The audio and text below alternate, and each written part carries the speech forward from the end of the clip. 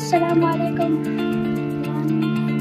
لا نسيب لكن ساوي چې تاسو حالات کړي د دې ګڼې وشان هغې کې د غزي السلام علیکم.